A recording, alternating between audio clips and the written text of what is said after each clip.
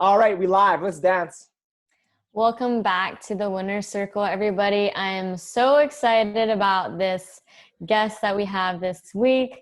I've been listening to a lot of his podcasts and they resonate with me so much. So I'm super excited to bring his messages to you guys. The goal for this podcast is for us to bring you guys people who are going for their win in real life. And what that looks like is people who are following their passion, not listening to maybe what the status quo is telling them what to do, and they are truly answering their calling and embarking on the hero's journey. So without further ado, Derek, if you would please introduce our guest. Yeah, absolutely. So it's pretty interesting. The two people I'm on this episode with right now are two people I met during this quarantine time where we met each online, which is really neat and shows the beauty of our online world. So one of my best friends, Robert Parnell, introduced me to Cal. He told me that Cal was running these weekly Zoom sessions as a part of his the Great Unlearn tribe, and he suggested I connect with him because we had a lot in common. So I listened in on his first Zoom call, and I just loved with him, Dave Regula, and just different guests he had on or talking about. So I made sure I was on the next week. And then the next week, Cal and his guests were talking about how tough this is for parents during quarantine. And they're just talking about all the struggles they're having to go with. And I, myself, have a child and family program, the Hero Project, that I was offering in schools in Canada and the States. But because of quarantine, obviously I couldn't be in school. So I was no longer able to serve one of my favorite medicines I love to serve. So I saw this as an opportunity to reach out to Cal and say, hey, you guys are struggling on what to do at home. I'd love to offer this program for your family, for your listeners. And we connected. I led him and his family through a private class. They loved it. We tried it out with the tribe. They loved it. And then I did my whole 4-week Hero Project, and we got to know each other through that process. And Cal is someone I can't wait to introduce you to. He comes from the finance world in Chicago, extremely successful in that industry, retired when he was 40, moved to Austin, started a new life, and has launched this year his Great Unlearn podcast. And we'll get more into what that is all about. But without further ado, Taiha, ladies and gentlemen, Cal Callahan, Bunker Cal. Hey, thanks. Thanks, guys. Thanks so much for the amazing intro. And yeah, Derek, you reached out and my gut said yes, but I didn't know you. So I reached out to Rob and I said, so Derek says he's friends with you. Is he really what feel here? He's like, dude, you're going to love him. Okay. I got that sense from when you had sent me the DM. And so then you were gracious enough to do the private class for me and my family, and my mom and my niece were here too. And it was awesome and really special. And then, yeah, you offered it for the Great Unlearn tribe every Sunday. And so thank you for that. And being so generous with your time and sharing, especially in the early part of quarantine where people really didn't know what was going on. And you were listening on that call. It was difficult for parents. And for us, probably less so than most. And even we were having a hard time. And I say less so because, one of our kids is already homeschooled. Our 14-year-old was homeschooled. And so we're kind of used to having them at home. And we have a pretty good yard, pretty big space. And so we were able to kind of enjoy that. But even with all that, kids aren't used to a big change like that. And so that was a nice way for us to reset, to have some family time together.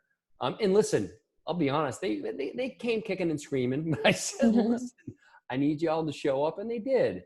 And they got something out of it. So super grateful for that. And thanks for having me on today.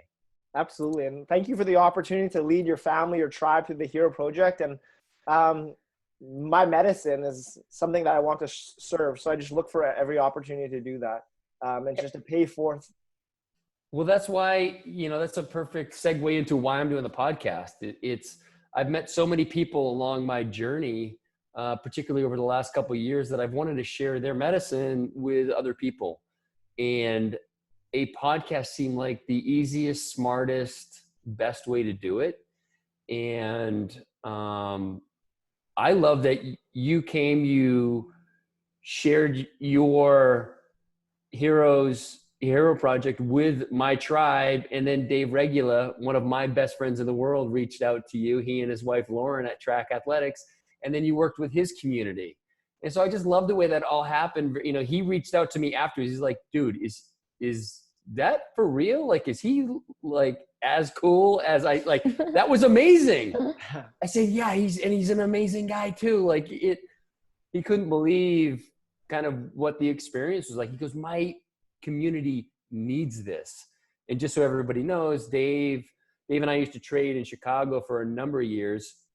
I think he and I traded together for probably 15 or 16 years. I left, went to Austin. He left and went to Akron, Ohio. He and his wife, Lauren, opened up a training facility. And, you know, when the quarantine happened, they had they gave out all their equipment to their members, but they still were struggling to kind of get that sense of community. And they had a lot of different measures that helped. But I think you introducing the Hero Project for his community, and not just for the kids, as we found out very early on, it's for everybody, but kids can do it. And I guess it's made for kids, but most adults get a ton out of it. So absolutely grateful for that, brother. Yeah, thank you. And I think the lesson for people listening is serve, share, without expectations. And the universe, one thing I know for sure, and I know you two will speak the same, the universe has your back when we are giving from that place of no expectations, giving because of our heart needs to, our heart wants to. That's what we're meant to do. So Taiha and I met through Aubrey Marcus's Go For Your Win 3 online course. And very important takeaway from that course was your mission. And if listeners listening right now don't know your personal mission, why you are here on earth, there's no better time than now to start that process. So my question for you to kick this off, Cal, is what is your personal life mission? What are you here on this planet, in this plane of reality to serve? What is your medicine? Yeah, great question. And to all those people listening, if you don't know, it's okay. You know, for me, I sat for a number of years when I left trading, and I thought I was going to get into the fitness business, and I kind of did. And then that kind of took a turn. And I sat in the kind of the discomfort of really not knowing what my mission was. And I think I had the wrong idea. And I think a lot of people get the wrong impression that they're supposed to your mission isn't what you're supposed to do for the next 20 years. Your mission is what makes you feel alive today.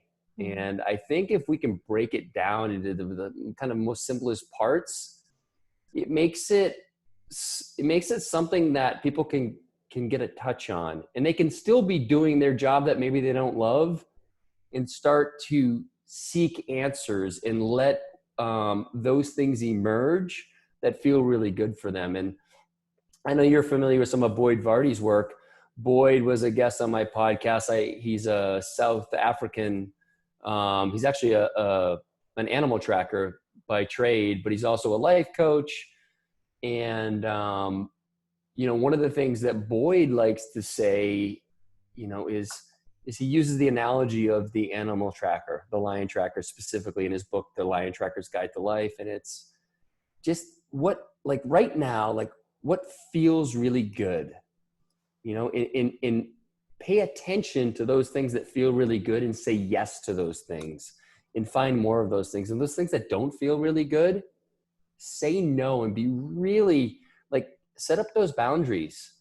And once you start to separate those things and you start to say yes to the things that feel good, this whole picture, this path will emerge for the direction that you should be following. And on that path that's your mission. And so I think it gets a bit convoluted sometimes, where you're sitting there like, okay, what's my mission? What am I supposed to do? I need to have my purpose. And it's too much for us. And for me so a very roundabout way to say my mission, my purpose, what am I here to do is to be of service to people. It's to share what I've learned, particularly in the last 2 or 3 years. So I'm 48 now. As you said, I retired from trading in Chicago at 41. I did a few other things. But listen, I spent a lot of time being unfulfilled. And I didn't realize that until I realized it. And when I did, I didn't know what to do. And, fortunately, I had a support system that allowed me to just accept everything as it was and to just be patient. And I think as men particularly, we're not taught patience. I've been a very impatient person, whether it's in wanting to get things done or even with my kids. I recognize that when I'm not being a good dad, it's because I lack patience. And so anyway, I sat with that discomfort and I was patient. And when what emerged is I'm learning these lessons. I want to share them with people. I don't want to tell them what to do, but I want to share what I've learned and how I've fumbled and messed up, but what I've learned from those things.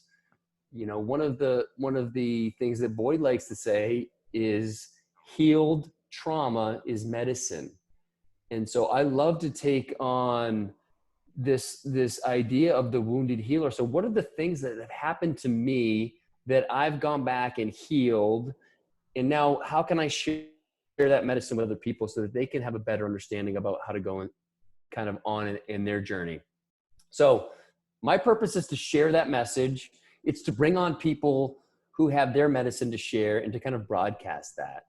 I'm also very intent on showing men another way. There's so much out there to tell, there's prescriptions for men. Do these 10 things and you'll be successful. Do these 8 things. Wake up at 3 a.m, go run 18 miles, go do this, go do this. It's all bullshit.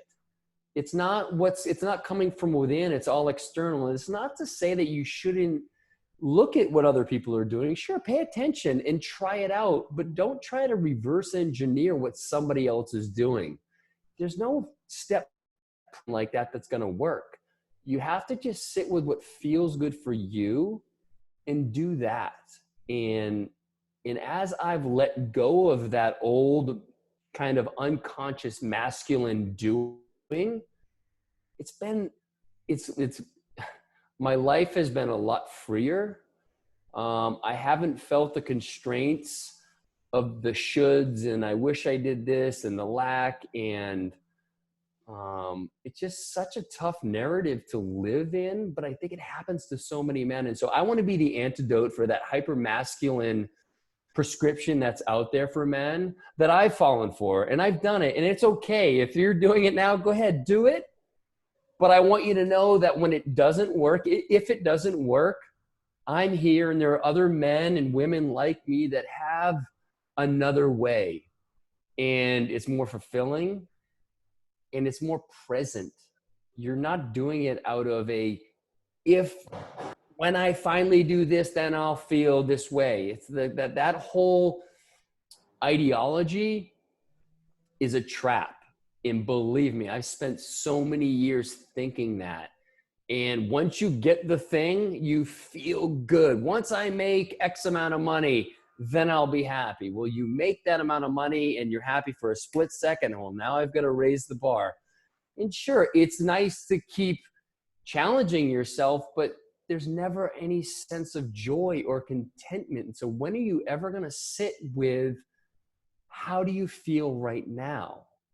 And so I like to ask people, like, and this isn't something that came from me. It was actually a good friend of mine on one of these Zoom calls that said, and you may have been on the call, Derek. He said, in this moment, right now, if you let go of the past and Forget about the future and the anxiety that sits with that for a lot of people. Right now in this moment, are you okay? Do you feel okay? As the three of us are sitting here in our chairs on this Zoom call, we may have other things that we need to do, right? But right now, are we okay? I mean, can I swear on this? Absolutely. Okay, fuck yeah. Like, how good are we? We're just good. We're smiling. Okay, but what happens? Well, I got a to-do list. Oh fuck, I got to do this, and so now I can't be present with you because I got this to-do list. And then I got to think about how I had this fight with my wife earlier, and we had a disagreement, and that's bumming me out because now I got to fix that. And I'm out of unsalted butter for my coffee, so I got to go to the store for that. But we just went to the store, so I've got to wait a few days because it's shelter in place, and I don't want to just like. You see how we just get up in that head. Yeah. And so if we can just let go of that, right? And just ask ourselves, right now, are we okay? And almost in every case, the answer is yes. So let's do more of that. Let's pay attention to right now. And I think for me, when my friend Sean said that, it took something that can be very esoteric for people. You know, the Ram Dass, be here now, be present. Like, it's hard to understand that. And I get that. And I don't always get to land on what that means. But when he said that, it was very practical. And so anyway, I offer that to everyone listening. I think it can be very useful when you're feeling super stressed and maybe you don't have time to meditate or whatever. It's like, okay, just take a deep breath. Right now, am I okay? And it's like, yeah, I'm safe. I'm good. So anyway, did I answer the question? Yes. And I have so many things that I want to talk about, but we'll get to all of them. The first thing is just how important it is for us to focus on what's going on right now, right? Like, as you were talking about us worrying about our mission and kind of it's really easy to just be so hard on ourselves when we're thinking about the past, worrying about the future, what we shouldn't do or should have done or whatever it is. And as we're saying, the only thing that's guaranteed is this moment right now. We don't know what's going to happen. There's craziness going on in the world, and all of our fear and everything is just based on exactly not the present. And as you're just saying, if you focus on just the present, we're almost 99% of the time okay. We're not, having all these worries that have to do with other periods of time in their lives that some are very likely not ever going to happen, that we worry about those. And I think it's just so crucial to take those timeouts frequently throughout the day.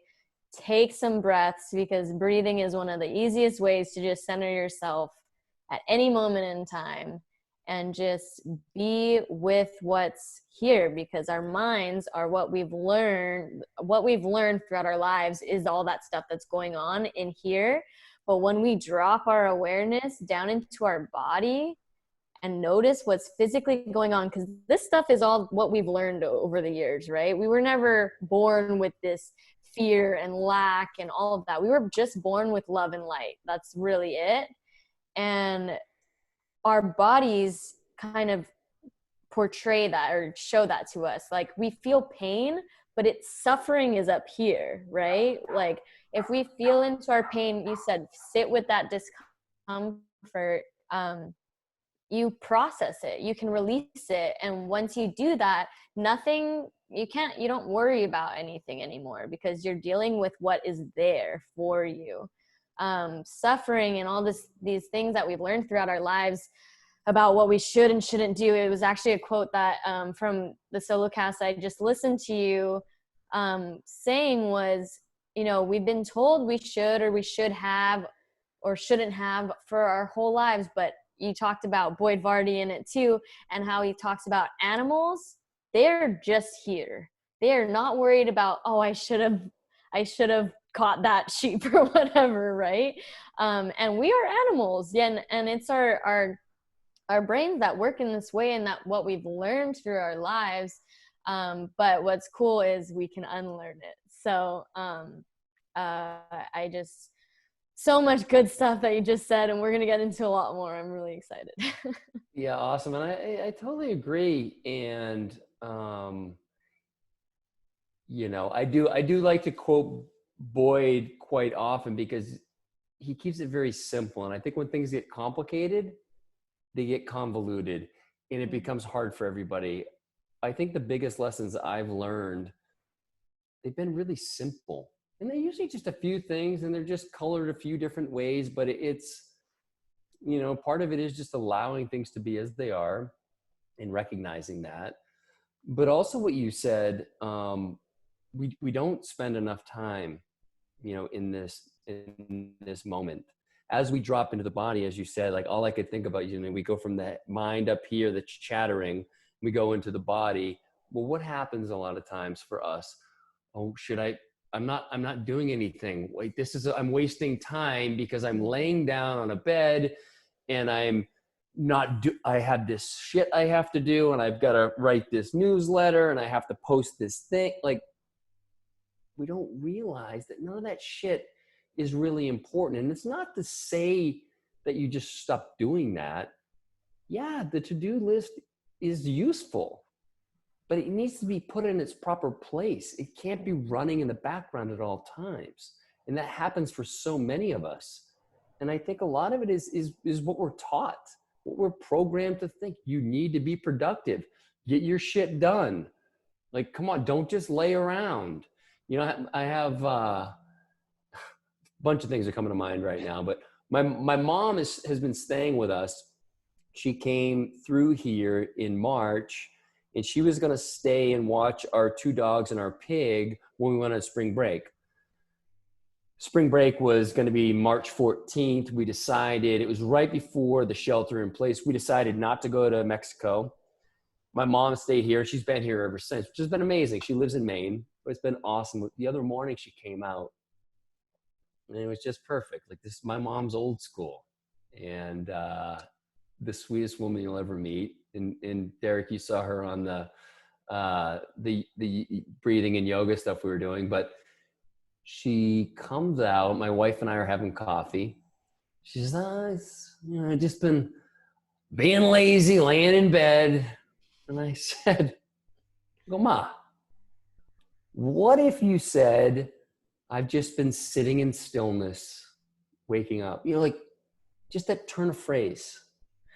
You know, she was taught that if you wake up and lay in bed for any amount of time, you're being lazy. And so even though she wasn't like being real hard on herself, she was being hard on herself. She was judging herself. She was calling herself lazy. And it happens so easily, but you keep reinforcing that.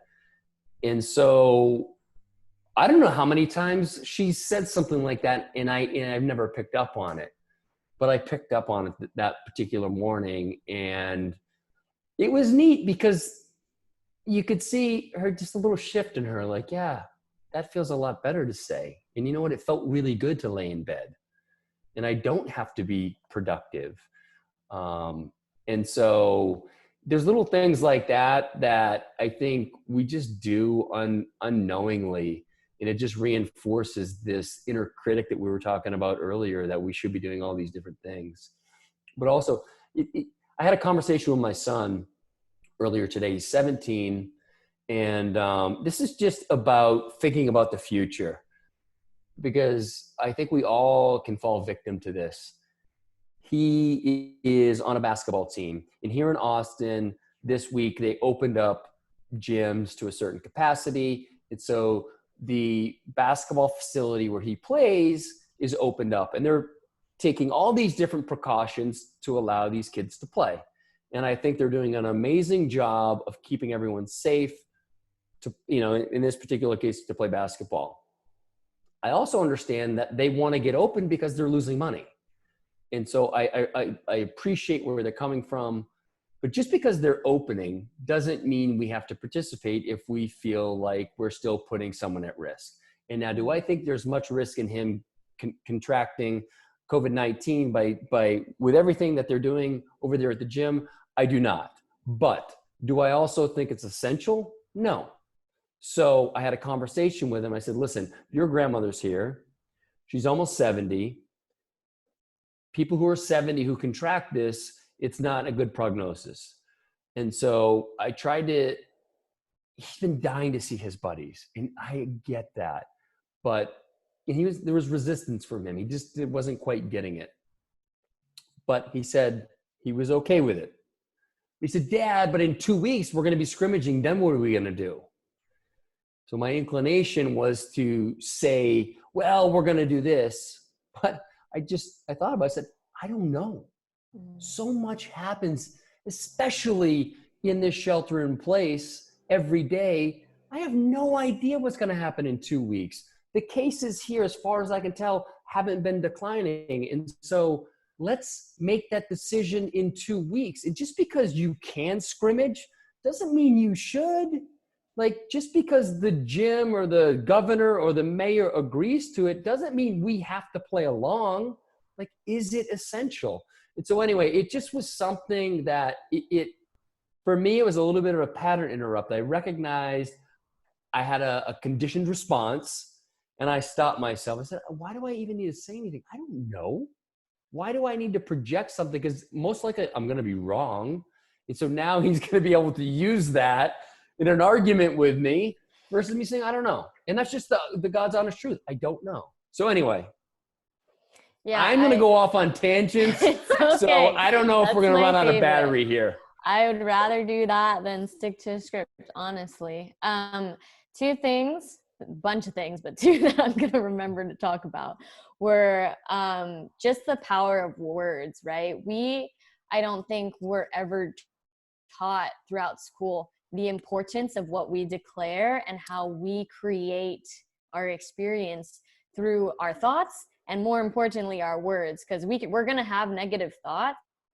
We say is what we're putting out to the universe, right? So just that small shift in the words that you helped your mom recognize can just be making the world of a difference for everybody, right? I was a coach for a corrective exercise startup where I helped people kind of learn about alignment and get out of pain.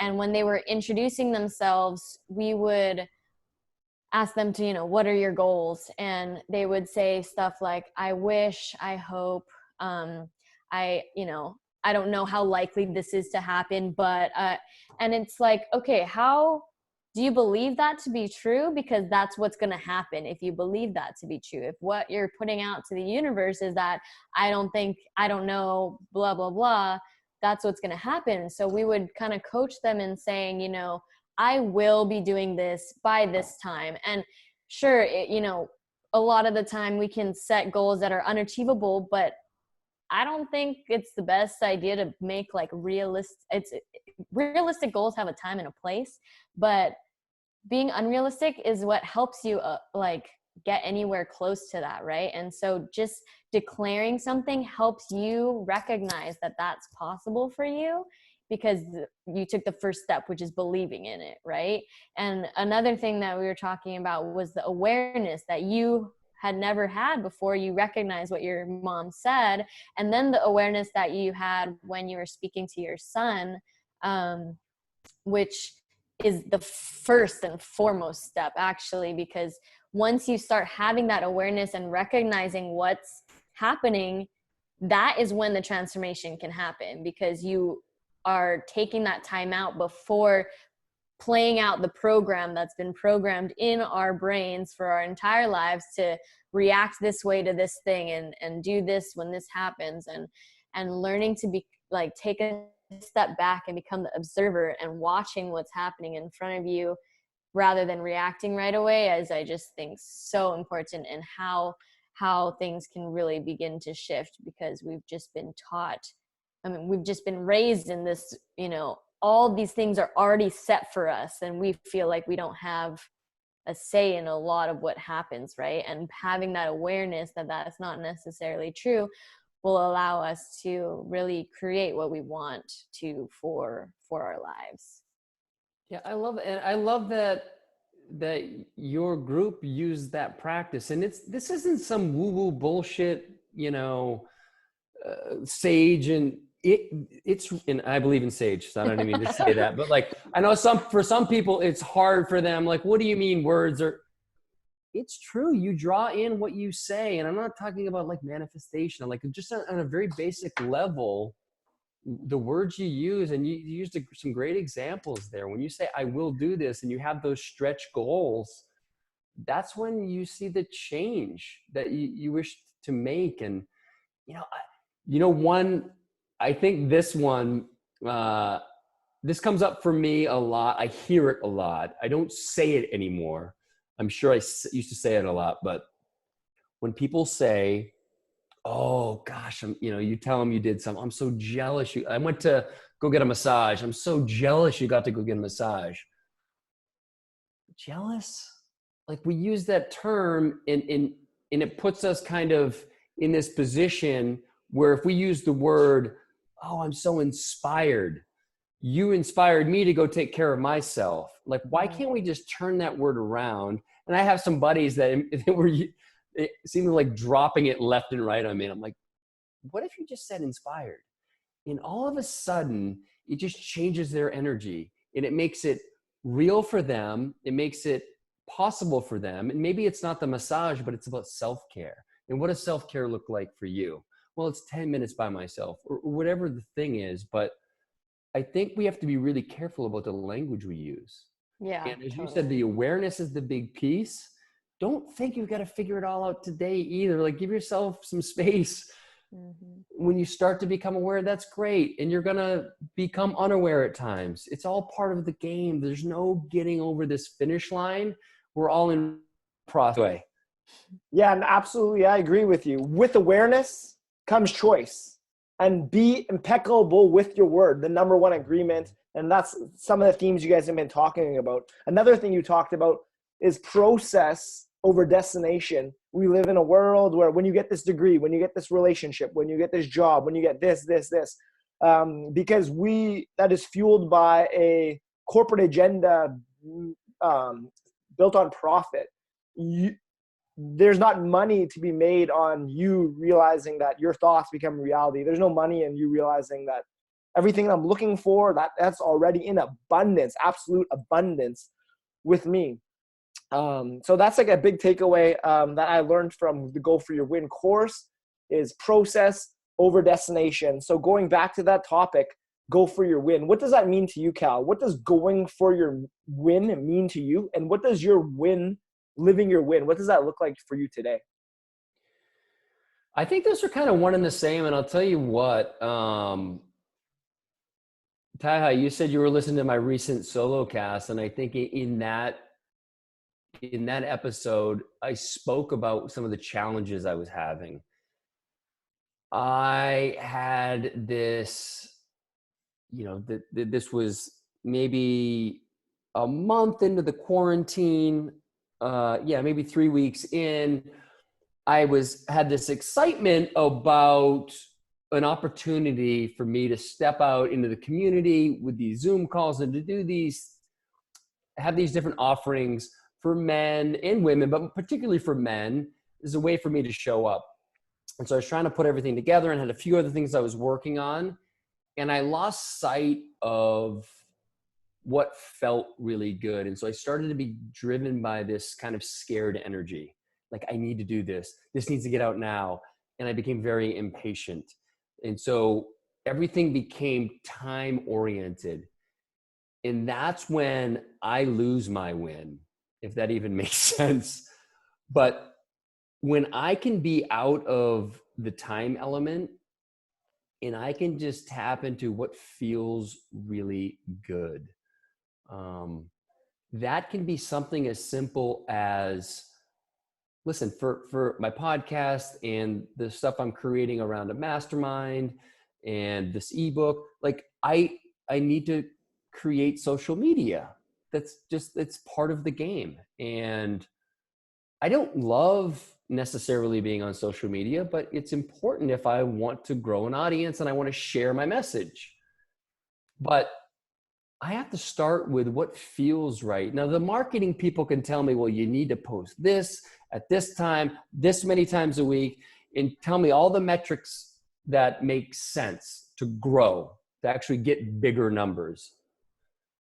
But if it doesn't feel, if I don't start with what feels really good, then I'm all of a sudden I'm trying to be something I'm not. And so that was some of the stuff that was happening, and I was feeling this intensity to get things out there that didn't feel good. And as a result, I was becoming completely disconnected from my family. I was spending a lot of time in this work mode where when I'm in that work mode, there's always something to do, and I could never separate from it. So when I was with the family, the mind was thinking about all the things I needed to do, versus when I'm feeling it, when I'm centered, when I have my win, I'm just in flow. And it doesn't mean I'm in a complete flow state and everything is it's just, I understand that at all times I'm okay. And what I'm putting out on social media feels really good. It feels really good. It feels true.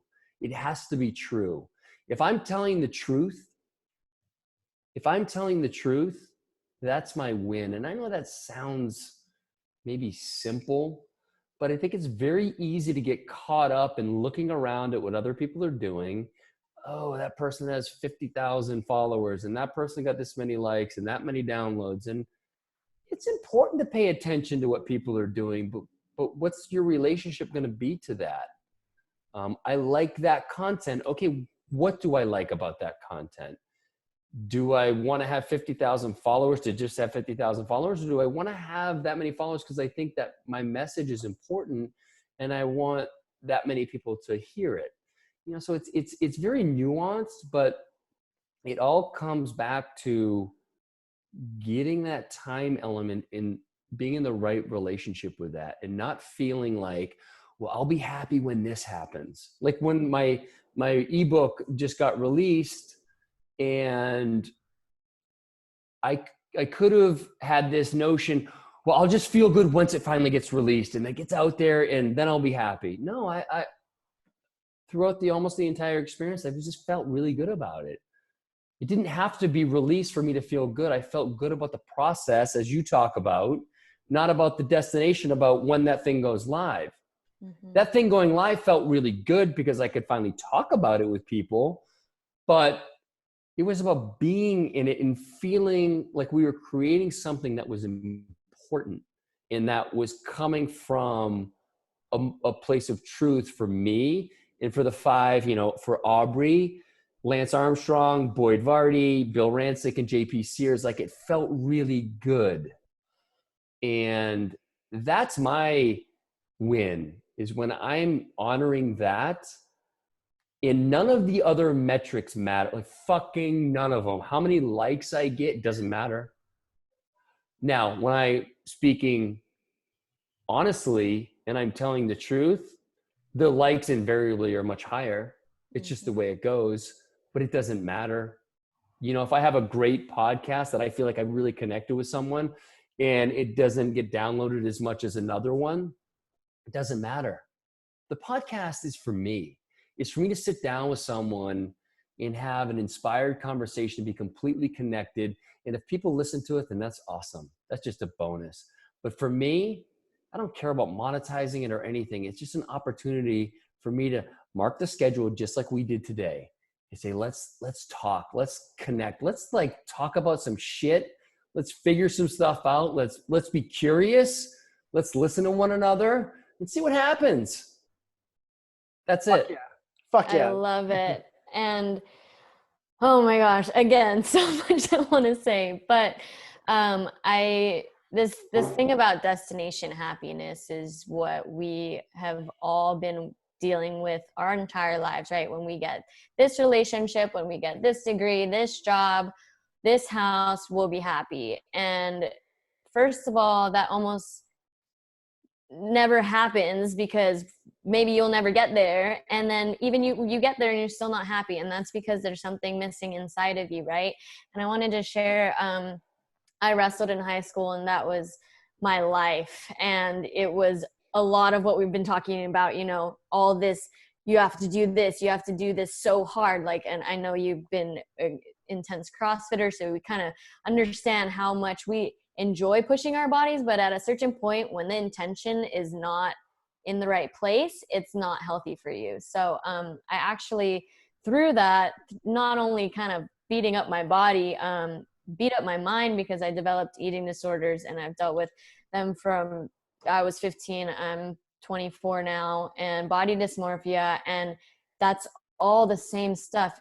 Like, when I look this way, I'm going to be happy. And I've, you know, gone up and down in weight so many times in my life, and every time that I got down, I thought like I was going to be happy, but I still think about those times and like I was even more unhappy maybe, you know, like it had nothing to do with that. And not until like this year have I really been figuring out like root causes of why I dealt with that so much. And it's truly like going within, right? And figuring out like what is truly there in our bodies, because again, our minds are all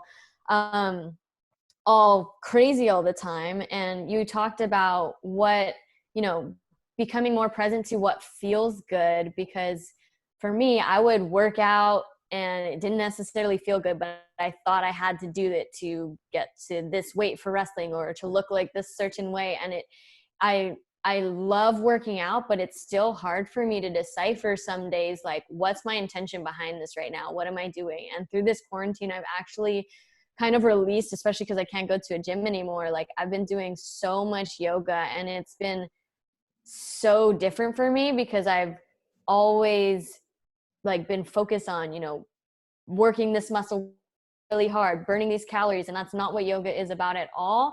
But it feels so good to do that, and it's just been so transformative for me. So I really resonated with what you said. And another thing that I wanted to discuss was a quote from Joseph Campbell that I love is "Follow your bliss." And there's so many things that we do, as we've talked about, that we feel like we have to do, and we do them even though they don't necessarily feel good or they don't necessarily feel true to us. And I think following your bliss and you know that having these conversations with people, I know, and Derek knows, we both love having these conversations with people, and just living in our truth is how we can follow our bliss, right? We have to be truthful with ourselves to be able to do that, and focusing on what physically, you know, feels good, like feeling your heart expand rather than contract when you do it, is so much more profound than listening to, oh, you should be doing this or you should be doing that to get here or get there. It's like, first of all, we don't ever know if we're going to get here or get there. And just all we can do is focus on the now, listen to our heart, and just not try to be something we're not, as you said, right? Like, if you're trying to produce more than your heart really wants to, just because that's what somebody's telling you to do, then, as you said, those posts don't really do as well anyways, right? And what's something that's been a process for me is that when you are living your truth, being who you know yourself to be, providing what you know you can for people, because that's what I feel like we're put on this earth to do, is learn these lessons and provide them to people if they want them. And when we're doing that, no validity is necessary. And I used to, you know, check how many likes I got on pictures and all this stuff. And when I'm learning that I know the worth that I have and that I can provide, then you don't even need that validity anymore. And it's really cool that you were able to kind of discover and build that awareness in that time, that you were kind of listening to other people or listening to the shoulds compared to what was true for you. So that was really cool to hear. Yeah, well, listen, I'm glad to hear that you're going back and healing, from years past. That's really important. And that's hard work to do. But again, you come out of that as the wounded healer. You have so much wisdom from that experience. And while you wouldn't wish that on anybody, what you went through, like what a gift.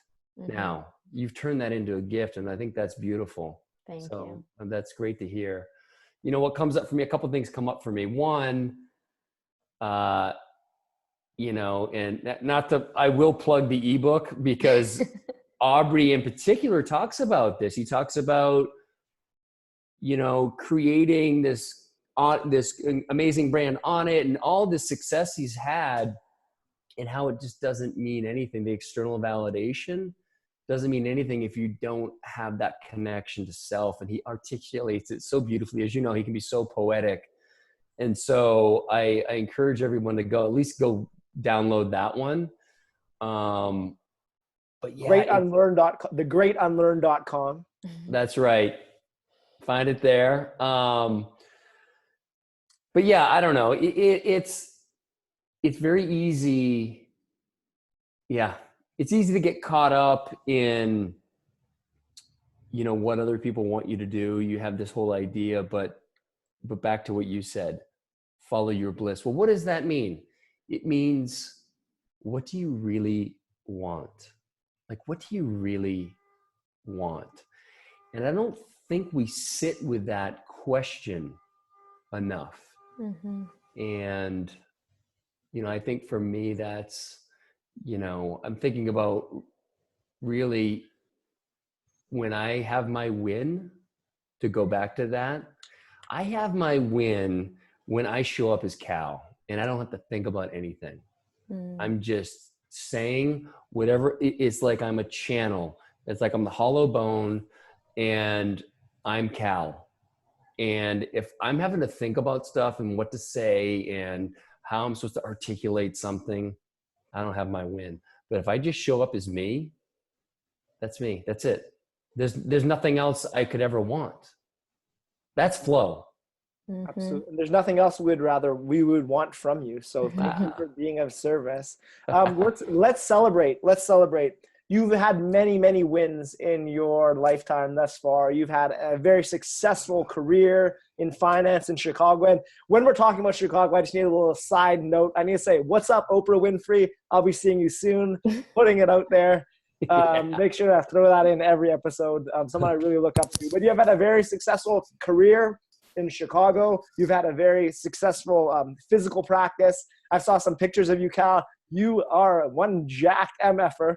I used to be. Holy shit. Yeah, there's some pictures. They don't look real. My head looks so small. You have a beautiful family. You have a beautiful place in Austin with the bunker, the most fantastic gym they wrote about in Austin Fit. But let's celebrate some of your wins. What are you most proud of so far? Thank you. All those things are great, particularly, my family. And for so long, I was so enamored with that kind of financial version of success. It's all I knew. It's what I was taught. It's what a lot of us are taught. And,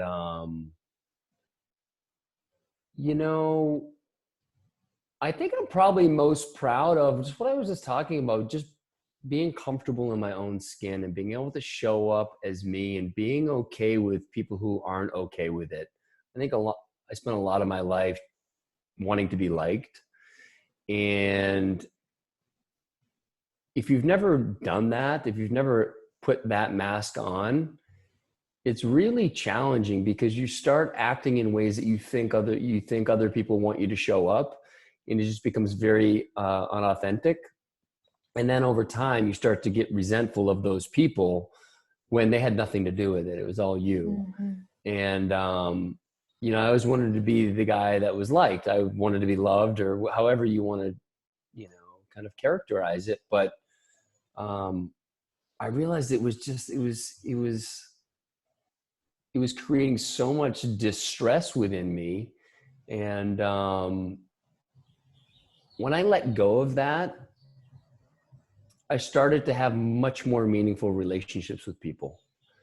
And I gave people permission to go much deeper, because that version of me, the prior version, was very surface level.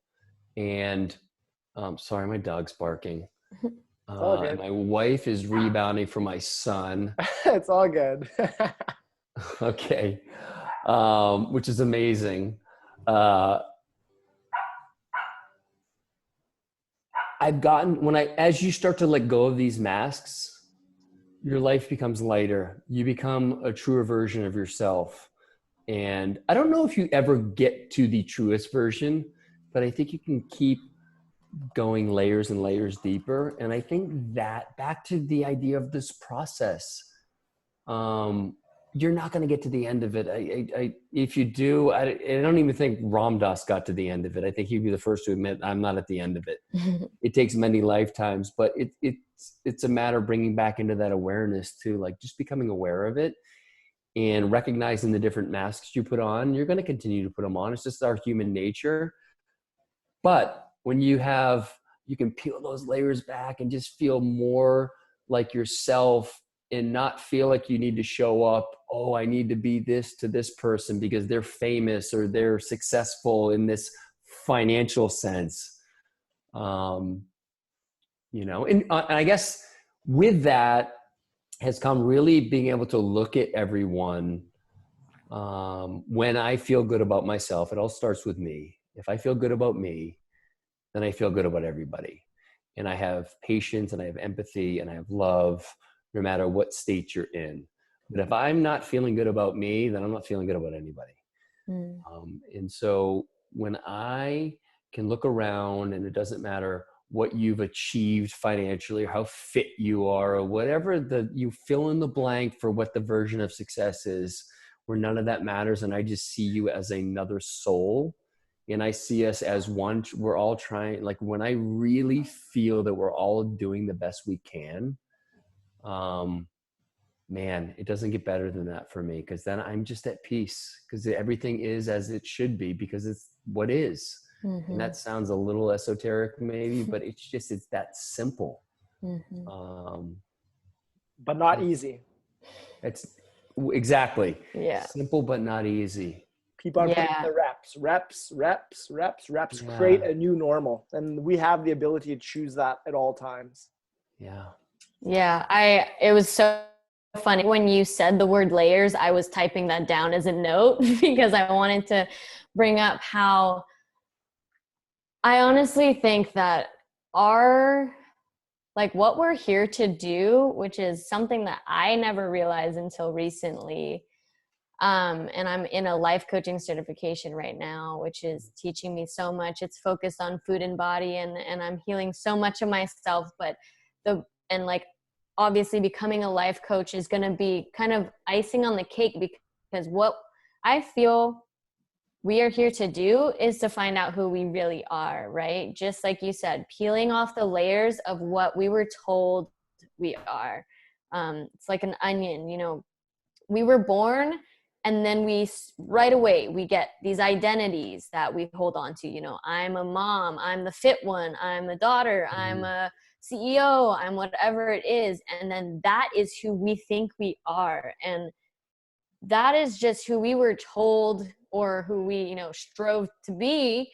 But it's not who we really, really are. And it's been so interesting kind of trying to answer that question for myself, because without all of those things, I don't really know yet. And as you said, it's an experience, it's a journey that's going to take more than the time that we have here. But all we can ask of ourselves is to do the best that we can, and kind of becoming aware, and days will be harder than others, but just getting better and better every day is all that we can do.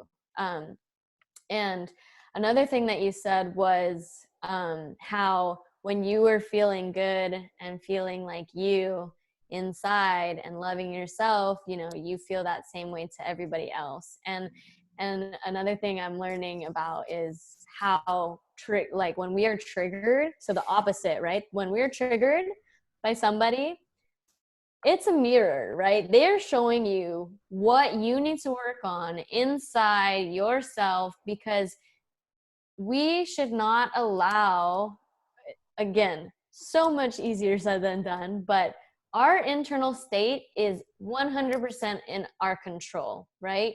And if we want to live in gratitude and love and happiness all the time, we can do that. Again, not easy, but we are in control. That is what's going on inside of us. And if we allow somebody on the outside to trigger us, then that's showing you like, what can you work on right now, right? And it's funny how, most of the time you run away from things like that, or you don't want to deal with them or whatever. You kind of fight with them and blame other people for it. But I've personally been running headfirst into any trigger that I can find, because I know how much I can learn from it. And the same goes for like any type of pain, really, because any pain that we resist persists and gets harder and harder and stuck in our bodies, right? Again, back to our physical bodies, they have an innate wisdom, and the feelings that you get inside your body when you're triggered or when you're doing something that's not true for you, like that is your body trying to tell you something's up, right? And we try to rationalize things and tell ourselves it's okay to do that because somebody else is telling us to do it. But it all comes back to, our bodies are what's here. Obviously, we like, they're our soul vehicle, as I like to say. But they have an innate wisdom that's like evolved over thousands and thousands of years to be able to talk to us through sensations. And our minds are what we've kind of learned, and all these identities that we've attached ourselves to us. It's like, no, who am I really? Again, this is a journey to figure out, but once you build that awareness on these identities that you've kind of attached yourself to, you can start realizing, does that identity serve me? Is that really who I am? If that was stripped away, how would I feel? Like, all these types of questions are so interesting to think about, because, we don't really realize how attached we are to our identities most of the time, because we've never had that awareness, right? Yeah. And Derek, you brought up, the 4 agreements with Don Miguel Ruiz, and, that's a perfect example. We have made all these agreements, whether we knew it or not at the time or not, but through our entire life, we've been making these agreements. And the only way to free ourselves of these agreements is to unlock them one at a time. And that is daunting for those of us who think there's a finish line. I know when I read that book the first time and the second time and the third time, I'm like, okay, well, what else can I do? Because I can't simply unlock every agreement. I've made too many. They're countless. There's always going to be another agreement. But the point isn't to get to the bottom of the agreement pile. The point is to become aware of them, to unlock them. And the more you unlock agreements, the more they show up, and you can continue to unlock them, and you just become more and more free. And so I love that you brought that up. I mean, his work's great. And I also love that you brought up this idea of triggers, because I think our inclination is to say, fuck, I wish I wasn't triggered by that. But I would argue that is a great piece of information. As you said, that is showing you where you are not free. And I'm stealing that from Peter Crone's work, who I think he's an amazing life coach. He's the mindset architect. But that's what he says. He says, like, you're on social media and you see some post and it triggers you. Well, okay.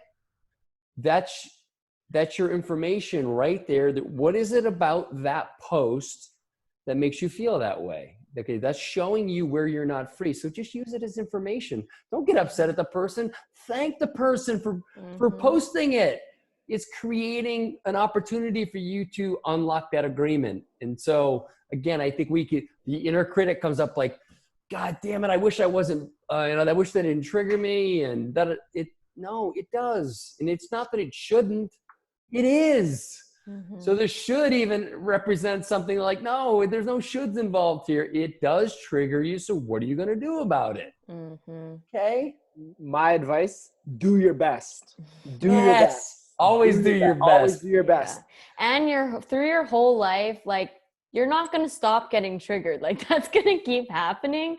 So, learning to look at it as a lesson and not something to be scared of is just totally changed my life. And I know how much I can grow from that now, and everybody can do the same. So Yeah, that's exciting. Like, oh, I have all Yeah. these triggers. So imagine when I start letting go of them, I'll have this big Mhm. growth. And yeah, it's a fun experience. And be kind to yourself. You're gonna fuck it up. It's okay. We're humans. Again, try to quiet that inner judge, that inner critic, because it's relentless if you allow it to be. Yeah. So And sorry, one more thing. Just on the point of triggers and like how you can mess up or it will be painful because that's showing you something that you need to work on, right? The pain has been taught to us to be something that we don't want to feel or we want to push away. And my mentor just told us this quote last night, which was, the only form of suffering is the avoidance of pain. And that's so true in the sense that pain is actually beautiful and there to teach us something. It is not until we start making a story in our heads that it becomes suffering, because once you feel that pain and process it, you are able to grow and you're able to expand and you are able to move on to the next agreement, right? So I just want to encourage people that if you sit with your pain, whatever it is, like I'm working through physical pain right now, it's all the same thing. It's just your body's trying to teach you something. And when you learn to sit with it and not try to distract or run away from, you can process and release it so that you can move on to the next thing, right? So it's not something to be scared of, and actually it's exciting because you can grow so much through it. So Cal, I want to take things back to when you had a very successful career in finance and you left that all behind. That takes a lot of courage. How did you say yes to that call to adventure? How did you go all into your heart? How did you leave all that security, all that comfort behind and start anew, start fresh? Talk to us about that process, please. Great question. And I think I've been asked that a lot by people, because on the outside, that's what it looks like, right? Guys, a partner at a trading firm, been there 18 years, made this money, blah, blah, blah. How can you leave that? It's not like professional sports where you age out of the sport, right? But it's, it can have a similar earning power. Well, it actually, and I've said this before, but it would have taken more courage for me to stay. I happened to be reading David Deda's The Way of the Superior Man. And in that book, he talks about if you're doing a project that you could end today without completing and you would feel no remorse, you could leave it without thinking twice, then you need to leave that project. You need to stop doing that project. And he said it in like 4 or 5 different articulations. And I'm in a coffee shop in Chicago. It was a Sunday. And I literally start crying, because I realized for the past year and a half, I had been working as a partner in this firm and completely unfulfilled, and felt like I was kind of faking it at work because I didn't want to be there. And that gave me the insight that it was just time for me to leave. And it was like a huge weight lifted off my shoulders. And so, yeah, in the trading world, there's not necessarily security either. Over the last couple of years, we didn't make any money. Now, we had a lot of really good years prior to that, but nothing's guaranteed. And so I was getting the sense that I didn't know if the business was going to turn around. It was starting to change. and I just didn't enjoy it anymore. And so I had spent, I think like a lot of people, many years overriding my inner knowing, my intuition, by what society was telling me I should be doing and what I should do for what success means. And I mean, it starts from a very early age. Now, I was able to tap into that gut when I was trading. When things were going, I could get into that flow state, and that's what made me really good. But it seemed to turn off when I left the trading floor. And it's not like I had it every day I walked down there, but when the shit hit the fan, it seemed to come on. This is one of those times where I tap back into it, and it's like, oh, you just need to leave. And I do think it's hard for people to leave that situation, even when the writing's on the wall, like it was for me. But I just knew I had to follow that instinct. And so I did. And it was very freeing. And I was very fortunate that I went home that day and I sat down with my wife, Peyton. We were in our bedroom, and, you know, it's the first thing I did when I got home. I go, we need to talk. I said, and I'm a very impulsive guy, but I'm like, I need to leave. I need to leave trading. And I can only imagine all the fear that came up for her, you know, because she was used to a lot of the benefits of that. But the first thing out of her mind was, well, whatever we need to do we need to sell the house? Like whatever you need to do to be happy, like I've got you. And just to show me that grace, I've never forgot that. And that's not easy to do, but that's who she is. You know, she lives from the heart. And so in a moment when I needed that more than ever, that's how she showed up for me. So anyway, that's, it actually, like I said, it would have been much more difficult for me to stay in that situation knowing what I knew at that moment. Mm-hmm. I love everything you just said. Intuition, again, getting in touch with our body. What is my body telling me I need to do right now, right? It's like you have this physical pull in one direction versus another. And that is from source, from, you know, our body's wisdom, whatever it is. But when you have that kind of feeling, as you said, it takes more courage to not listen to it. And I experienced something very similar. I went to school for mechanical engineering. That was because I knew it would make me look good and it would make me a lot of money. And within 1 year of working in that field, I was like, I cannot live the rest of my life doing this, something that is not allowing me to serve people in the way that I know I can serve people. And so I was very lucky at my age to make that decision, to make that jump. But it was the biggest visceral, and I didn't remember having very many experiences using intuition or anything, but that was such a visceral, like, no to that job and yes to jumping in the leap into the fitness industry and just taking it from there. And I had no idea I would be here right now. You know, a lot of people don't take the leap because what they're jumping into isn't maybe exactly what they want to do, or they don't know if it'll work out or whatever it is. And that, I think when we're prevented from taking action, that's where the mistake lies, because you're going to just keep learning anything that you do. And that's okay. Like, you can try a bunch of things. You don't have to know exactly where you want to go, but your intuition is telling you this is not right for me right now. I don't want to waste my time, right? We don't have very long on this earth. So I think it's so important for people to really get back in touch with, like, what do I know to be true about myself? What do I know, you know, makes me feel so blissful, and just start tapping into that and getting more present to it. Again, you're not in a rush. You don't have to do this certain way and take this certain step at this point in your life, but your body and you, who you truly are, knows the answer for yourself, right? Everything that we need is from within us.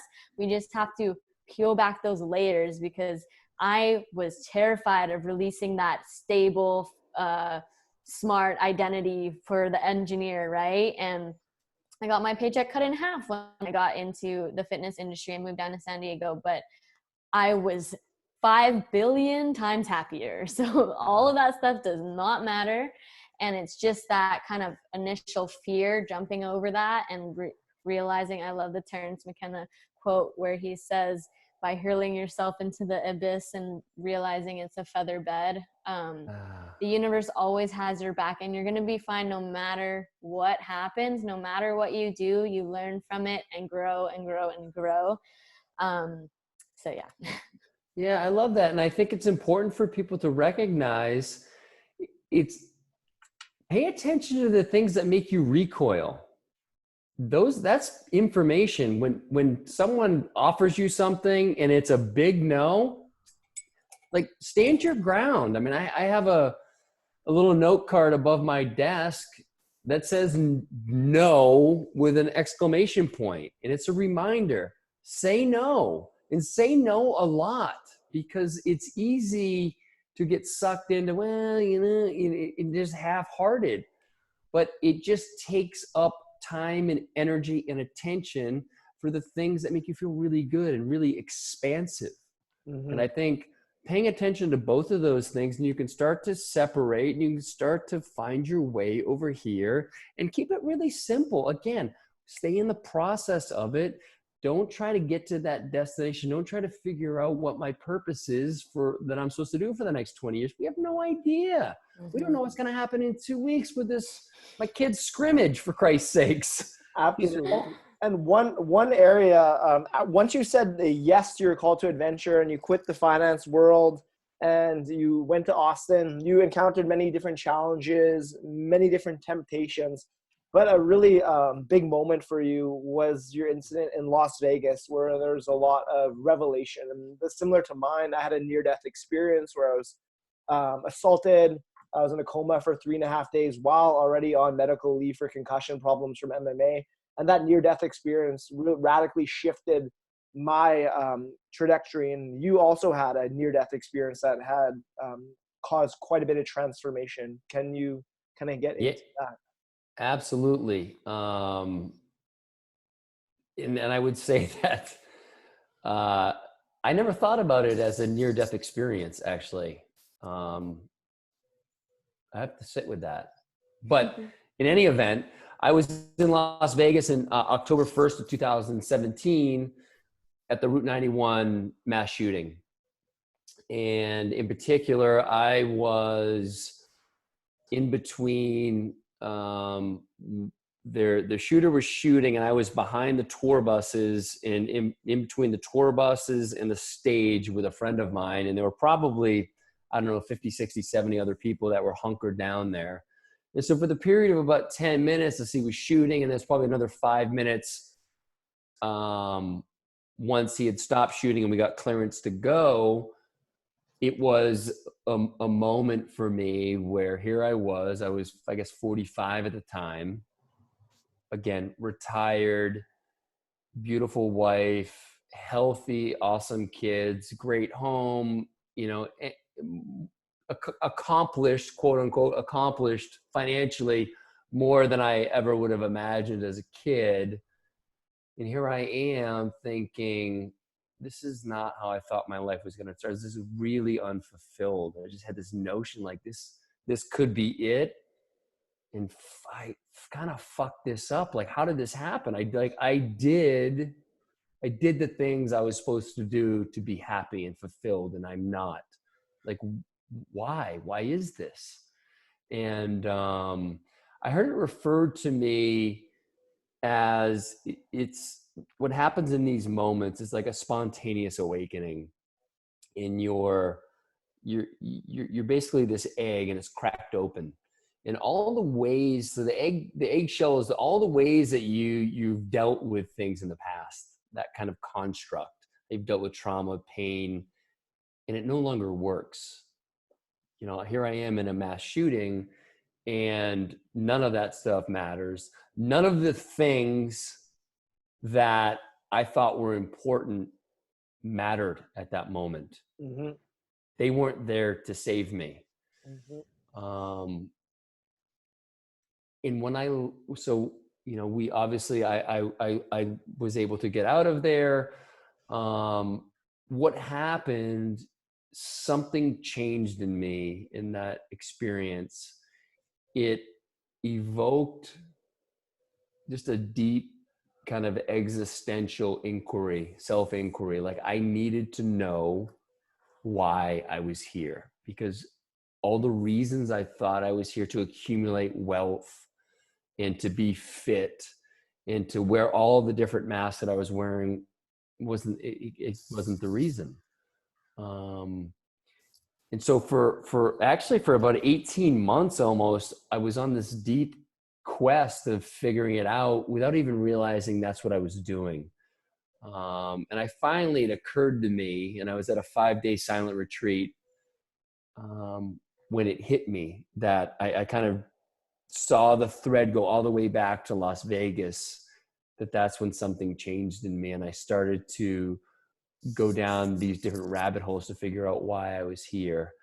And that was the shift for me. And it wasn't perfect in the beginning. For 18 months, it was really hard on my wife because I was asking a lot of questions, and I didn't know why. And I was intent on getting some insight. I thought I was looking for answers. But I was really looking for more inquiry and more questions and more curiosity. And these things started to come up. But I couldn't articulate them because I didn't even know it, but I was just going without, going without knowing. And I went at it with the tenacity that was kind of uncomfortable for my wife. She's like, I don't understand what you're doing, what's going on, why aren't you happy? I don't know, but I just know that something's not right. And once I started to be able to put words to it, it all made sense. And I stopped with this single-minded focus. And that was part of the problem, was I just went at it with an intensity that was all about me. And I started to understand that it didn't have to be all about me. I could still be in this curiosity and this questioning and still be very present with my wife and my kids and my family in life. And so it was the integration of those two things is very kind of it was almost like the introduction of Buddhism for me, that it doesn't have to be one or the other. It can be both. It can be all the things. And just having that nuanced approach to it really served me well. But when you go through that experience, I had a friend of mine that I used to trade with reached out to me, and he was me at the beginning of my journey. And all the questions he was asking is my friends don't understand. My wife doesn't understand. And I'm like, it's okay, brother. You're so curious. And I empathize with where you're at. But this, fortunately, I feel like I was able to give him some insight. This is what you're experiencing. So have compassion for them that they don't understand. And they may not understand, but just keep following. He was following his heart. And he was following he was back in touch with his intuition. So it was beautiful. And I was just there to encourage him, just like brothers like Kyle Kingsbury were there for me when I didn't know what I was doing. And I really leaned on him for a lot of insight and a lot of understanding. And, he spoke words to me. One phrase that I've never forgotten is that all is forgiven. Everything that's happened in your past, it's all is forgiven, brother. And I think it's easy to judge ourselves, but when we can just accept all those things, we can start to heal those things and take the lessons from what we've done and move forward and use it as medicine for ourselves and for others. Yes. And as you did that, as you made your way back home, listen to your heart, to your calling, you had to make some atonements with your wife, with your children. You had to repair some relationships that you hadn't been looking at the same way as you do now. So what is your advice on relationships with your partner and with your children that you learned on this road back home? Yeah, great question. First, for the kids, it's so important to be honest with them. It's important to raise your hand and say, you know what, I fucked that up. I was short with you and I shouldn't have been. That wasn't okay. I was triggered because I was scared, because and just really lay it out for them and let them know that dad fucks up, you know, and I can admit when I'm wrong. And when they start to see that side of you, that's honest. That's where the trust gets built. And it's to take an honest assessment of when I'm short with them, when I'm impatient, there's something it has to do with me. And so that's been really helpful and really useful. And I'll give you an example. During the quarantine, I did a podcast here. And honestly, I didn't need to do it. And my daughter was really upset. My daughter's 12. And she kind of gave me some grief afterwards. And I wasn't quite picking up what was going on. And later that day, I actually was in the bathtub and I was just chilling out, and I just had this real uneasiness, and I felt almost sick to my stomach, and I started to understand what was going on. Like, here I was, I had, you know, we had observed social distancing, but could have done a better job, but it was non-essential. I didn't need to do the podcast. And my mom's here, and my daughter felt like I was putting my mom at risk. And I just was laying there, and I just felt all of it, and I felt terrible. And I just owned it. I didn't make excuses for why I did it. I said, you know, I fucked up. And, you know, I want my daughter to know that I listened to her, and that her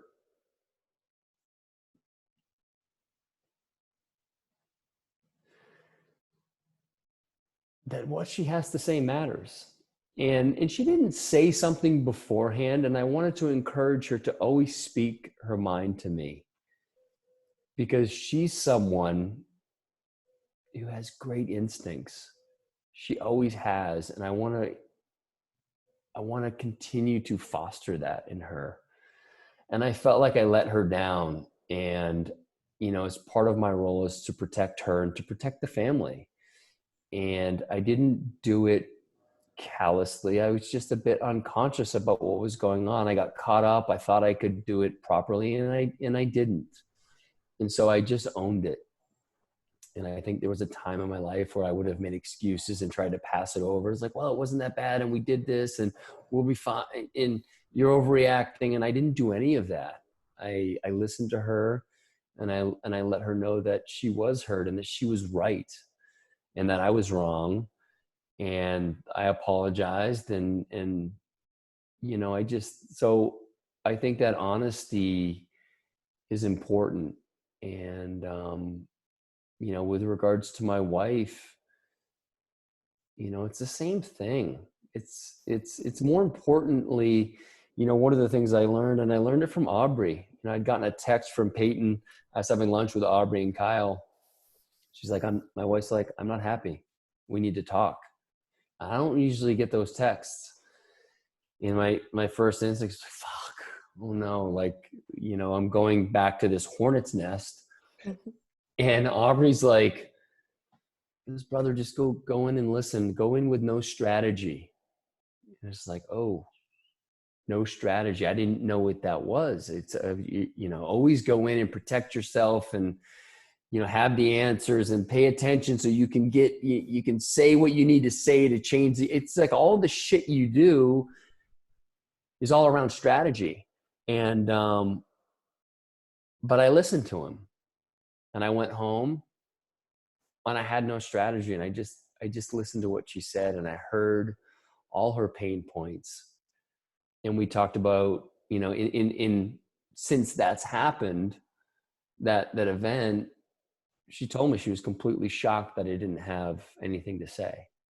I think that just diffused the whole situation. I also listened to her, by the way, rather than listening for holes in her argument where I could defend myself.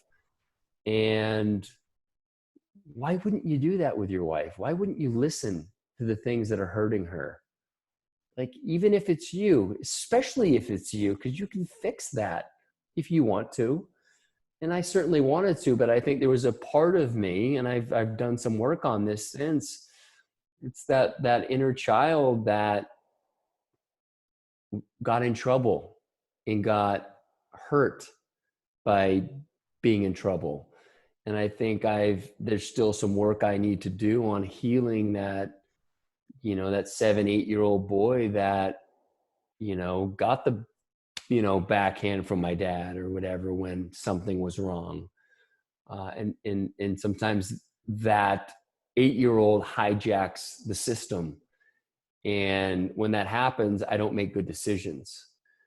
Fortunately, I allowed a different version of me to, run the ship, so to speak, when Peyton wanted to voice what was wrong. And because of that, we've healed a lot of that stuff. And I think my biggest recommendation to anybody is to go in without strategy. You'd be surprised what happens. I don't do it enough. It's still something I'm in practice of, but it's been amazing. Beautiful. And the part about the inner child is also really important. And that's going to bring us towards, as we wrap things up here. One thing that we've really connected on, Cal, is your altar. And you've created an altar which is a part of your morning, your daily routine that helps you remind you of that inner child. So can you talk a bit about your altar, how that plays into your morning routine, and just what does that look like, your morning routine? And then just take that all the way through to your nighttime wind down routine, because that's so important, which Christian and Natalie talked to us about, is you prepare for your next day by a solid sleep and a solid sleep wind down routine. So a bit about your altars, its role in your morning routine, and just kind of your need tos throughout the day. Yeah. So my altar, I actually have a shared altar with my wife right now, which has been really special. And there's various things on there. There's, as you mentioned, the little boy in a picture of me in a little tuxedo. I was going to the ring bearer for my cousin's wedding. And that's, that in particular is just to remind me of a few things that, that little boy had a lot of hopes and dreams, and, I was able to accomplish a lot of those things and to be grateful for those things and have appreciation to basically kind of stop and smell the roses. But to also move on from it too, right? But what else? I mean, there are some gemstones, there's some feathers that are really special to us. There are a few cards we pulled in a recent ceremony we did with East Forest. And so there are all these things that have emotional attachments. There's some pictures. There's actually a picture of me, Kyle, Aubrey, Gunter. There's a group of us that went to Sedona together. So that's on there. There's a picture of my family. It's all these things that are really meaningful to me. And it's a way for me to center, and it's over here. I work out of the guest house right now. And so it's over here. And it's a way for me to be surrounded by things that are meaningful to me. It's a reminder to me as I get flowing through my day, and I don't have it's not part of my necessarily morning practice, but it is something I do throughout the day, a few times during the day. And it's just a centering. It's like a meditation process, a reminder, because it's easy to get caught on the treadmill of doing. And it's like that pattern interrupt of like, okay, remember that there's much more about this life than the doing. The doing is important. It's useful. It needs to happen for us to accomplish some things, but it's not the be all end all. And so just take a step away from that. But really the morning practice for me, especially it's been really special in this quarantine period because my kids don't have to be driven to school. So Peyton and I wake up, generally around 7:00, 7:30. I get up first, I go out and I make us coffee.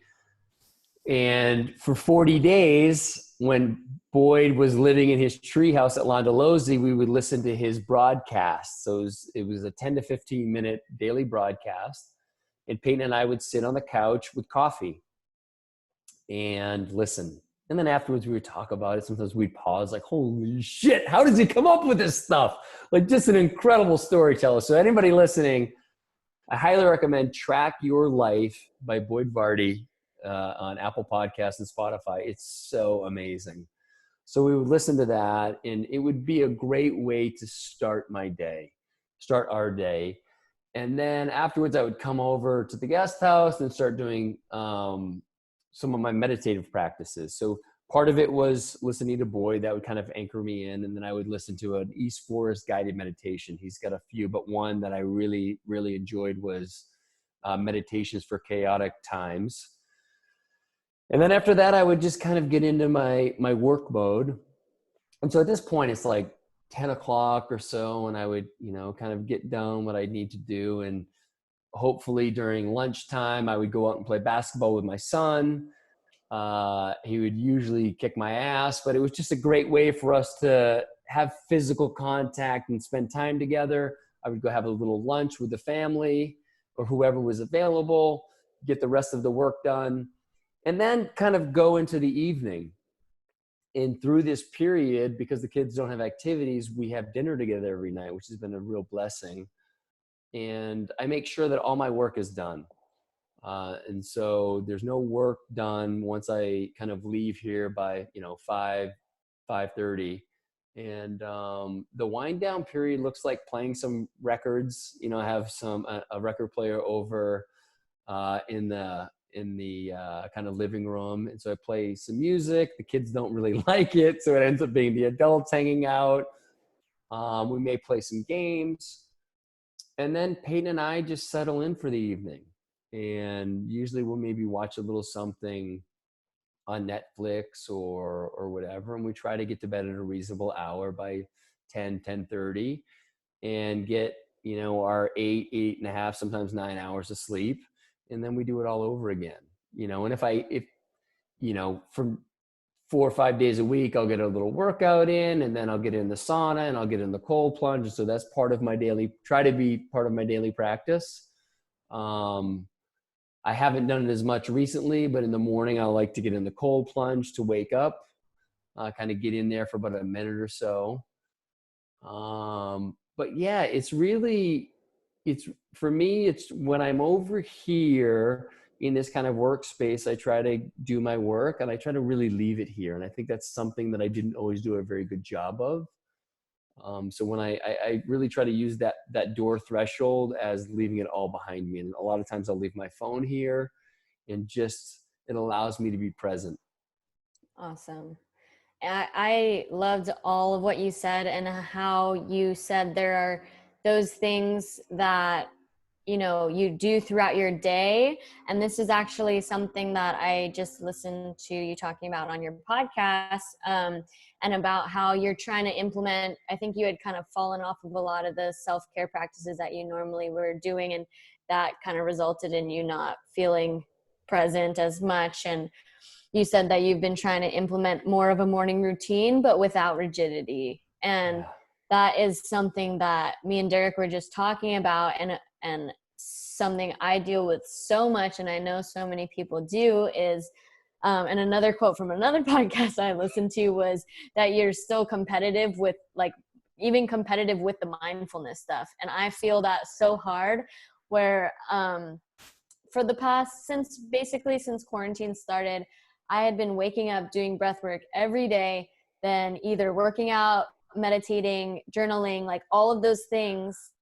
And I felt like I needed to check it off my list, right? And I've always dealt with not knowing how to balance things well. And I think that's just something that we all can learn more and more about as we get older and older. But my kind of wrestler mindset and do as much as you can, as hard as you can all the time, is something that I've been trying to unlearn a lot, and learning how to focus on what feels good for you. is so important. And what I started realizing was I would not want to get out of bed to do breath work. Like I was resisting it a lot. I would lay in bed for 10, 15 minutes because I didn't want to do it. And so I was like, why am I still trying to do that? Right. And so recently, past couple of days, I've just been getting up and doing yoga right away. And I'm also trying to learn that maybe some mornings I just don't need to do any of that. And me and Derek were just talking about how we can be so hard on ourselves and, you know, mark a day as unproductive or not a good day if we don't get one of these things done. And it's like, overall, we're doing so much to make ourselves better all the time that you can let yourself, like, give yourself that grace and just listen to your body. If that means you need to lie on the couch all day long sometimes, like one day every 2 weeks, one day every week, whatever, and that is what your body needs to reset and recharge, then do that. We've been living in this, you know, do, go kind of mindset for so long. And I think recently there's been a shift of like, no, slow down, like take a break. And literally the universe has given that to us in this time period. Like we've been forced to really slow down,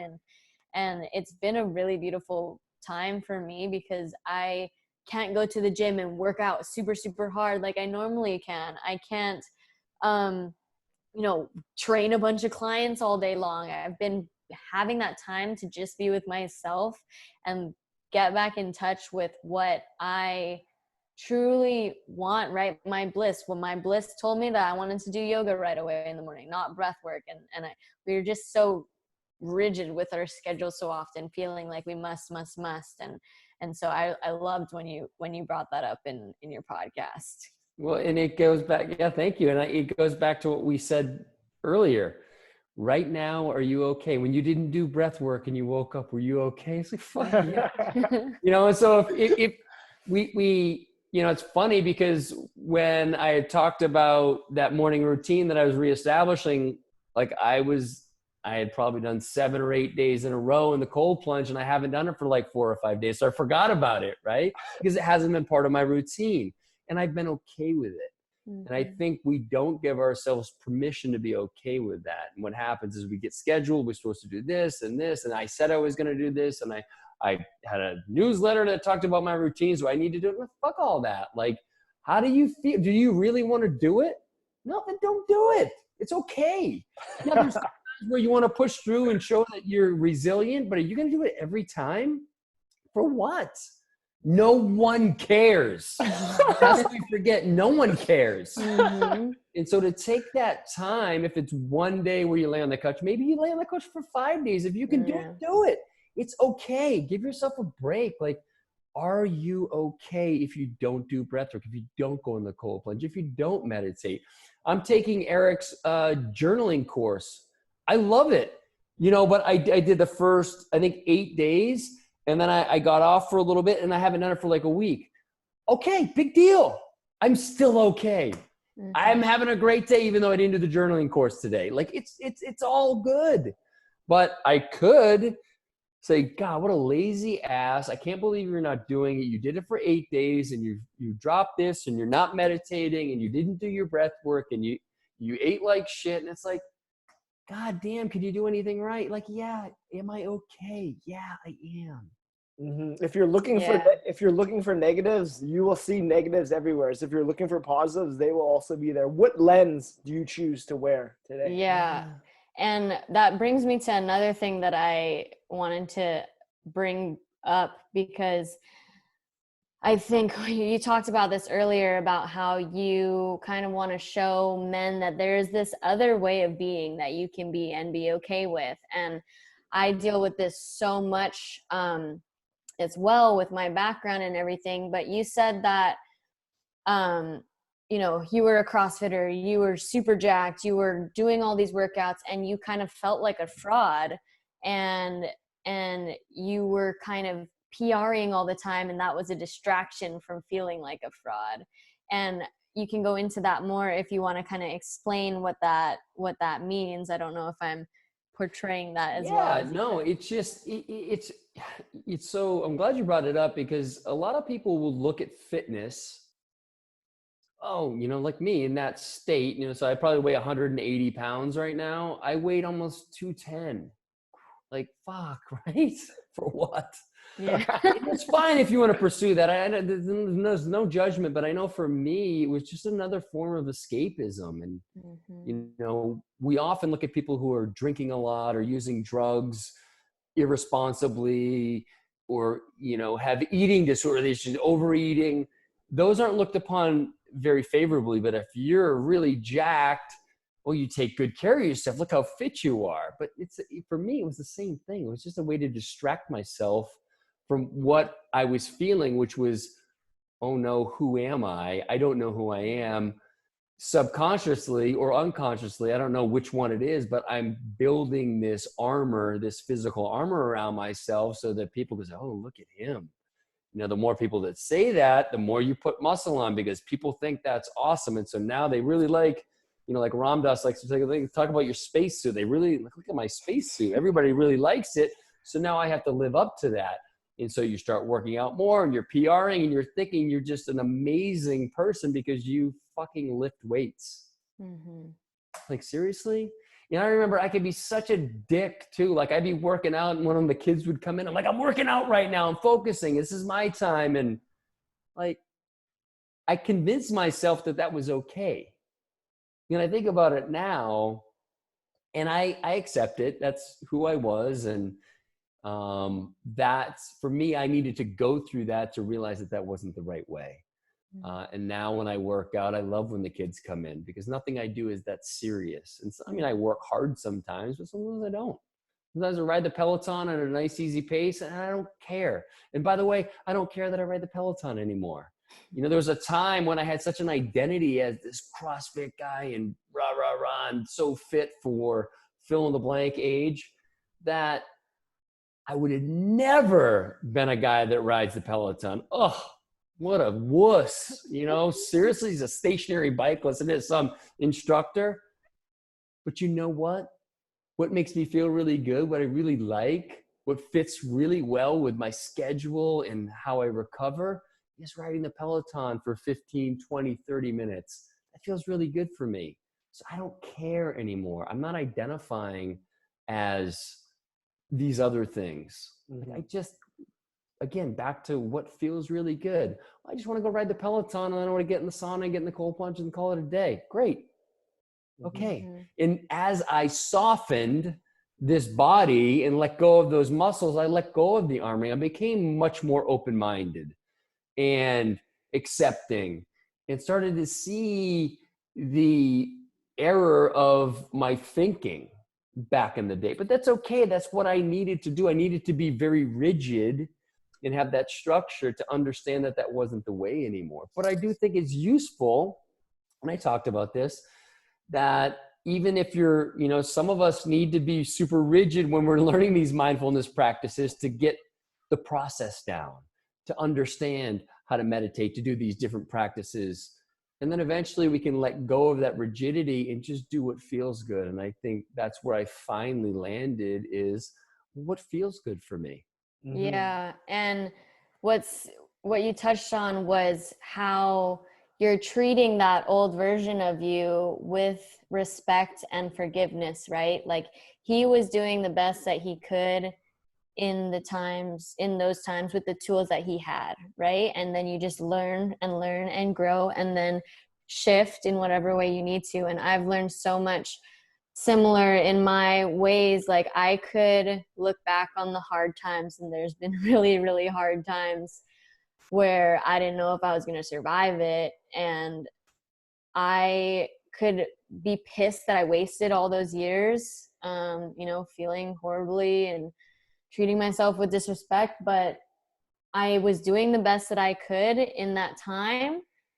And that's in the past. And that I learned so much about self-love and compassion that I never would have found at this age without going through all of that. And so I think I love the quote, and you kind of touched on it earlier, was you said in the podcast, as my body softened, my whole being softened. And I love that so much because I have felt this kind of like chaotic kind of feeling my whole life. And I think that's just a society we live in, is we're not okay. That's what we've kind of been taught our whole lives, and learning how to relax and just take a breath, be softer, like internally, physically, if you want to, like, it's just, there's so many other parts of life that I want to explore that I never would have been able to had I held on to that identity of being super, super fit and working out so hard and,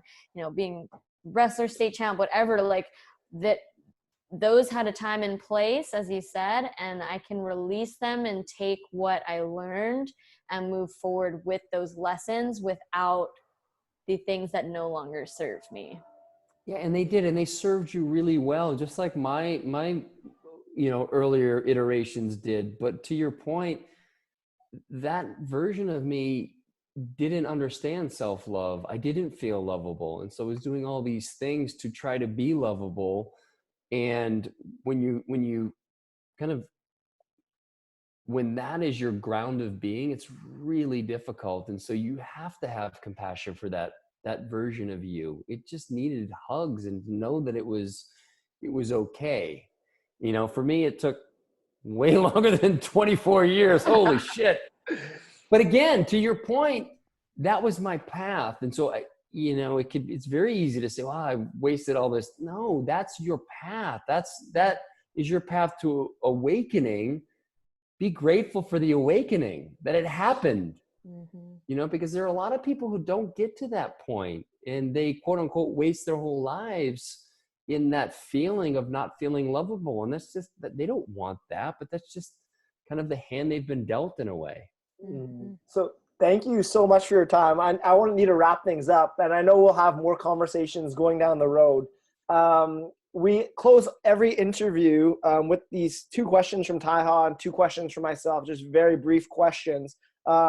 Let's take a moment to get into those. But before we do, let's just we want to really tap into our heart with these answers. So let's just all sit upright in our chair, and we're just going to take one collective breath together.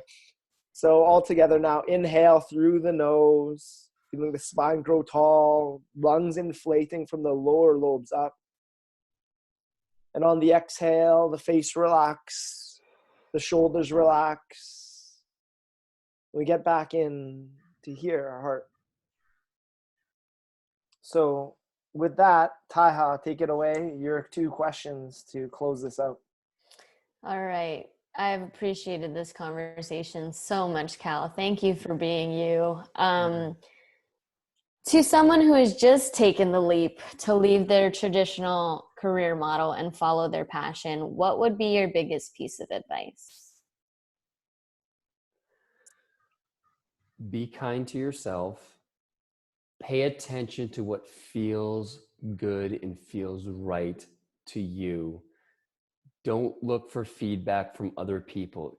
The only thing that matters is what feels good to you. And don't feel like you need to do something by a certain particular time. Let go of expectations. Just allow for everything to unfold as it needs to. It will. Be patient and be kind. Beautiful. Thank you. All right. My last one is, in 3 words or a phrase, how would you describe the experience you are having on this earth?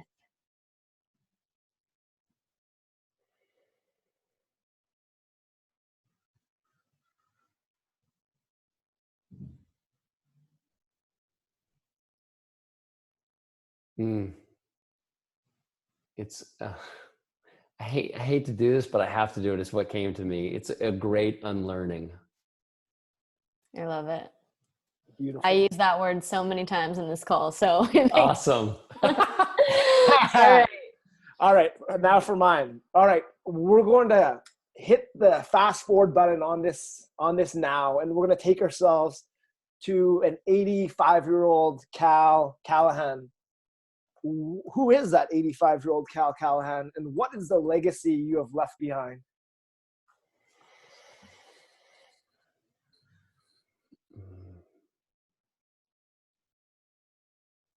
I'm still working with men.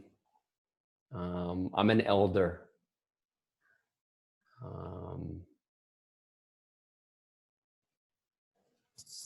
I was able to help facilitate men in their healing and to recognize that there is a more heart-centered and connected way for us to be. And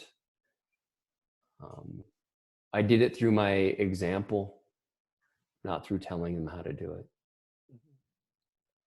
And that 85-year-old elder that led by example, that led by action with choice, what would that 85-year-old Cal Callahan advise the current 48-year-old Cal Callahan?